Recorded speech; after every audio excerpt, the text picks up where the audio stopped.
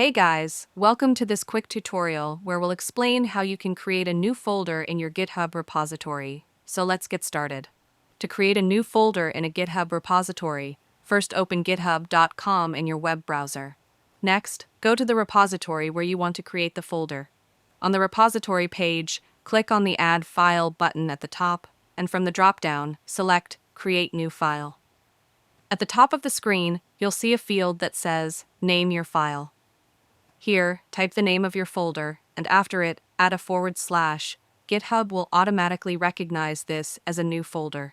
Now, enter a file name inside this folder, for example readme.md. You can also add any content to this file if you want. Once done, click on the Commit Changes button at the top right corner. A confirmation screen will appear. Just click Commit Changes again. That's it. Your new folder has been created successfully with a placeholder file inside. By following these simple steps, you can easily add a new folder to your GitHub repository. If you found this video helpful, consider giving it a like and subscribe.